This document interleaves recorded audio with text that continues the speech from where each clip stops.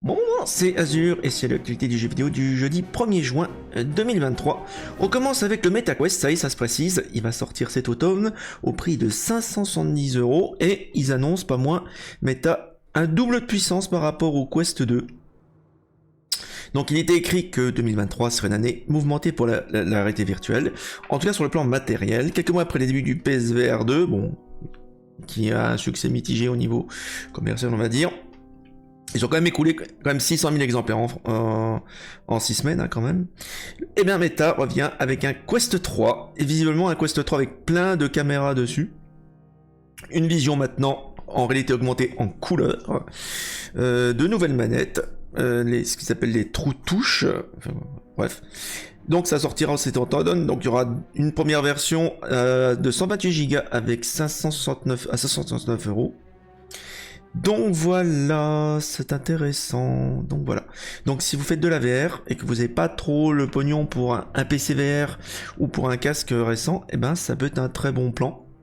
À noter qu'ils vont également poursuivre l'amélioration du Quest 2 et du Quest Pro, parce qu'ils vont continuer à le booster, visiblement à l'overclocker. Hein. Donc voilà, ils annoncent des augmentations de puissance du GPU de 19% pour le Quest 2, de 11% pour le Quest Pro. Donc c'est bien de voir que Meta, tout aussi idiots qu'ils font, hein, parce qu'ils ont quand même perdu un pognon fou avec Facebook, hein, sur leur réalité virtuelle, ben ils continuent à maintenir leur hardware, ce qui est pas plus mal. C'est la seule chose qu'il leur reste en même temps. Hein.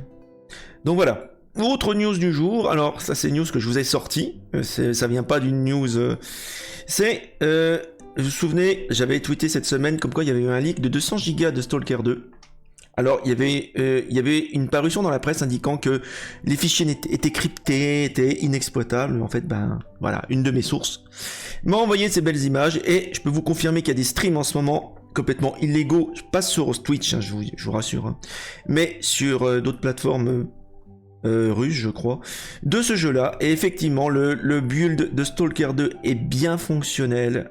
Donc là, c'est un gros coup dur pour GSC Game World. Et GSC Game World, hein, je vous ai sorti la news tout à l'heure, il y a à peu près 1 heure, ils viennent de fermer les sections, c'est marrant, les chats en langue russe sur leur serveur Discord. Donc voilà, c'est la guerre voilà. GSC Game World se venge un petit peu, ils ont couper tous les chats russes sur leur Discord. Donc voilà, on va voir, je vous tiendrai informé au fur et à mesure, hein, cette semaine de cette news là, parce que c'est quand même un gros coup dur, hein, pour GSC Game World. Rappelons que le jeu avait été repoussé suite à la guerre en Ukraine, hein. Ils ont dû déménager un petit peu leur studio de développement, et en plus je crois qu'ils ont même perdu un de leurs employés dans le conflit. Paix à son âme. Donc voilà, la guerre c'est moche, la vraie guerre c'est moche. Donc voilà, donc on a les leaks qui sont confirmés. Hein. Ça c'est des images qui sont pas été capturées sur mon PC. Hein. C'est ma source qui m'a envoyé les images, je précise bien. Hein. Ne me bannissez pas Twitch, hein. C'est pas moi qui ai diffusé ces images là. C'est juste que voilà, on me les a envoyées et je les ai authentifiées et c'est totalement vrai. Voilà, donc le jeu est dans la nature. Alors, une version certes incomplète, mais voilà, le jeu est à leaker. Bon voilà, bah écoutez, c'est tout pour aujourd'hui. Et puis bah nous, on se retrouve demain pour d'autres news. Allez, passez une bonne soirée et à la prochaine. Bon.